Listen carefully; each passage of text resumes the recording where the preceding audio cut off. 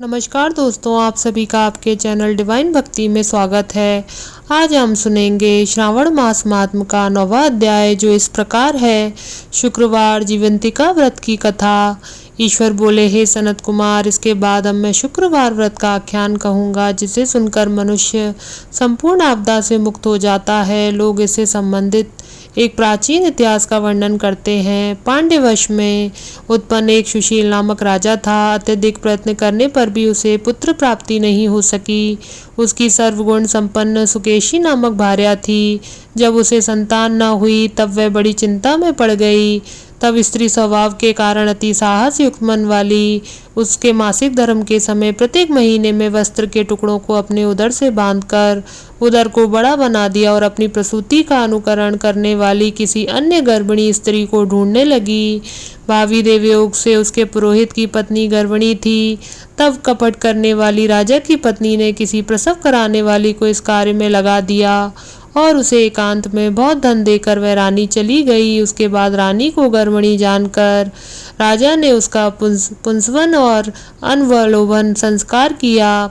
8वां महीना होने पर सीमंतोन्नयन संस्कार के समय राजा अत्यंत हर्षित हुए। इसके बाद उस पुरोहित पत्नी का प्रसव काल सुनकर वह रानी भी उसी के समान सभी प्रसव संबंधी चेष्टाएं करने लगी। पुरोहित की पत्नी चूंकि पहली बार गर्भवती थी, अतः प्रसूति कार्य के प्रति वे अनभिज्ञ थी और केवल प्रसव कराने वाली दाई के ही कहने में स्थित थी। तब उस दाई ने पुरोहित पत्नी के साथ छल करते हुए उसके नेत्रों पर पट्टी बांध दी और प्रसव के समय उसके पैदा हुए पुत्र को किसी के हाथ से रानी के पास पहुंचा दिया। इस बात को कोई भी नहीं जान सका। उसके बाद रानी ने उस पुत्र को लेकर यह घोषित कर दिया कि वह मुझे पुत्र रत्न की प्राप्ति हुई है। इन सब के बाद दाई ने पुरोहित की पत्नी के आंखों की पट्टी खोल दी। दाई अपने 7 मास का एक पिंड लाई थी और उसने वह उसे दिखा दिया और उसके सामने आश्चर्य तथा दुख प्रकट करने लगी।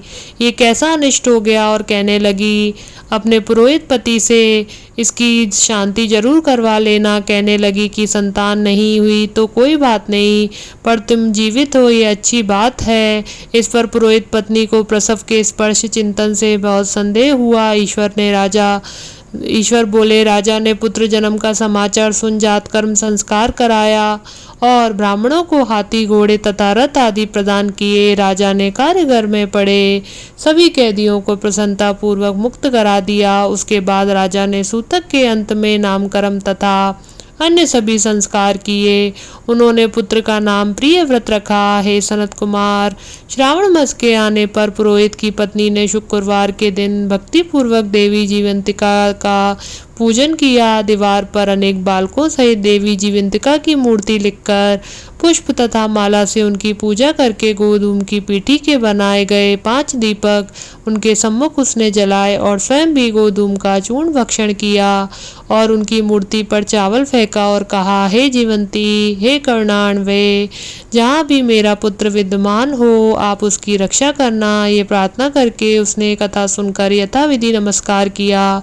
तब जीवंतिका की कृपा से यह बालक दीर्घायु हो गया और वे देवी उसकी माता की श्रद्धा भक्ति के कारण दिन रात उस बालक की रक्षा करने लगी। इस प्रकार कुछ समय बीतने पर राजा की मृत्यु हो गई। तब पितृभक्त उनके पुत्र ने उनकी पालौकिक क्रिया संपन्न की। इसके बाद मंत्रियों तथा पुरोहित ने प्रिय भक्त को राजा पर अभिषिक्त किया और कुछ वर्षों तक प्रजा का पालन करके तथा राज्य भोग कर वह पितरों के ऋण से मुक्ति के लिए जाने की तैयारी करने लगा। राजा का भार वृद्ध मंत्रियों पर भक्ति पूर्वक सौंपकर और स्वयं के राजा होने का भाव त्याग कर उसने कार्पटिक का वेश धारण कर लिया और गया के लिए प्रस्थान किया। मार्ग में किसी नगर में किसी गृहस्थ के घर में उन्होंने निवास किया। उस समय उस गृहस्थ की पत्नी को प्रसव हुआ था। इसके पहले षष्ठी देवी ने उसके 5 पुत्रों को उत्पन्न होने के 5वें दिन मार दिया। ये राजा भी उस समय 5वें दिन ही वहां गया हुआ था। रात में राजा के सो जाने पर उस बच्चे को ले जाने के लिए षष्ठी देवी आई। जीवंतिका देवी ने उस षष्ठी देवी को ये कहकर रोका कि राजा को लांग कर मत जाओ। तब जीवंतिका के रोकने पर वह षष्ठी जैसे आई थी वह वैसे ही चली गई। इस प्रकार उस गए स्वामी ने उस बालक को 5वें दिन जीवित रूप में प्राप्त किया। ये लोग इतने प्रभाव वाले हैं, ये देखकर उस गृहस्थ ने राजा से प्रार्थना की, हे राजन, आपका निवास आज के दिन मेरे ही घर में हो। हे प्रभु, आपकी कृपा से मेरा ये छठा पुत्र जीवित रह गया। उसके इस प्रकार प्रार्थना करने पर करुणानिधि उस राजा ने कहा कि मुझे तो गया जाना है। तब राजा गया के लिए प्रस्थान कर गए। वहाँ पिंडदान करते समय विष्णुपद वेदी पर कुछ अद्भुत घटना हुई। उस पिंड को ग्रहण करने के लिए 2 हाथ निकल कर आए। तब महान विस्मय युक्त राजा संशय में पड़ गए और पुनः पिंडदान कराने वाले ब्राह्मण के कहने पर उन्होंने विष्णुपद पर पिंड रख दिया। इसके बाद उन्होंने किसी ज्ञानी तथा सत्यवादी ब्राह्मण से इस विषय में पूछा। तब वे ब्राह्मण ने उनसे कहा कि ये दोनों हाथ आपके पितर के थे। इसमें संदेह हो तो घर जाकर अपनी माता से पूछ लीजिए, वह बता देगी। तब राजा चिंतित तथा दुखी हुए और मन में अनेक बातें सोचने विचारने लगे। वे यात्रा पुनः करके वहां गए। वह बालक जीवित हुआ था। उस समय भी स्त्री को पुत्र उत्पन्न हुआ था और वह उसका 5वां दिन था।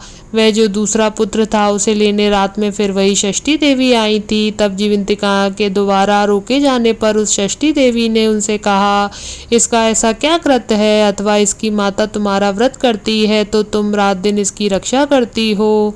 तब षष्ठी का ये वचन सुनकर जीवंती ने धीरे से मुस्कुराकर इसका सारा वृतांत बताया। उस समय राजा शयन का बहाना बनाकर वास्तविकता जानने के लिए जाग रहा था। अतः उन्होंने जीवंती और षष्ठी देवी दोनों की बातचीत सुन ली।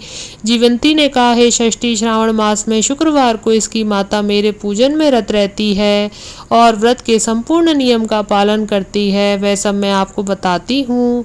वह हरे रंग का वस्त्र तथा कंचुकी नहीं पहनती और हाथ में उस रंग की चूड़ी भी धारण नहीं करती। वह चावल के धोने के जल को भी कभी नहीं लांघती, हरे पत्तों के मंडप के नीचे नहीं जाती और हरे वर्ण का होने के कारण करेले का शाक भी वह नहीं खाती। अतः ये सब मेरी प्रसन्नता के लिए करती है। अतः मैं उसके पुत्र को किसी को मारने नहीं दूंगी।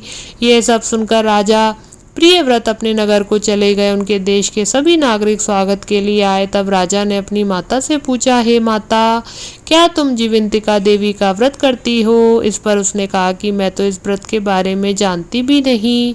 उसके बाद राजा ने गया यात्रा का समुचित फल प्राप्त करने के लिए ब्राह्मणों तथा सुहासिनी स्त्रियों को भोजन कराने की इच्छा से उन्हें निमंत्रित किया और व्रत की परीक्षा लेने के लिए सुवासिनियों को वस्त्र, कंचुकी तथा कंकड़ भेजकर कहलाया कि आप सभी को भोजन के लिए राजभवन में आना है। तब पुरोहित की पत्नी ने दूत से कहा कि मेरे हरे रंग की कोई भी वस्तु कभी ग्रहण नहीं करती हूँ।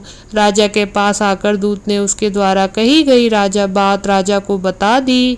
तब राजा ने उसके लिए सभी रक्तवर्ण के शुभ परिधान भेजे। वह सब धारण करके वह पुरोहित पत्नी राजभवन में आई। राजभवन के पूर्वी द्वार पर चावलों के धोने का जल पड़ा देखकर, वहाँ हरे रंग का मंडप देखकर वह दूसरे द्वार से चली गई। तब राजा ने पुरोहित की पत्नी को प्रणाम करके इस नियम का संपूर्ण कारण पूछा। इस पर उसने इसका कारण शुक्रवार का व्रत बताया। उस प्रिय व्रत को देखकर उसने दोनों स्तनों में से बहुत दूध निकलने लगा। दोनों वक्षस्थलों ने उस राजा को दुग्ध की धाराओं से पूर्ण रूप से सिंचित कर दिया। तब गया में विष्णुपदी पर निकले दोनों हाथों जीवंतिका तथा षष्ठी दोनों देवियों के वार्तालाप तथा पुरोहित पत्नी के स्तनों से दूध निकलने के द्वारा राजा को विश्वास हो गया कि मैं इसी का पुत्र हूँ। उसके बाद पालन पोषण करने वाली माता के पास जाकर विनम्रता पूर्वक उन्होंने कहा, हे माता, डरो मत, मेरे जन्म का वृतांत सच सच बता दो। यह सुनकर सुंदर केशों वाली रानी ने सब कुछ सच सच बता दिया। तब प्रसन्न होकर उन्होंने जन्म देने वाले अपने माता पिता को नमस्कार किया और संपत्ति से वृद्धि को प्राप्त कराया। वे दोनों भी परम आनंदित हुए। एक दिन राजा ने रात में देवी जीवंती से प्रार्थना की, हे जीवंती, मेरे पिता तो ये हैं, तो फिर गया में वे दोनों हाथ कैसे निकल आए थे।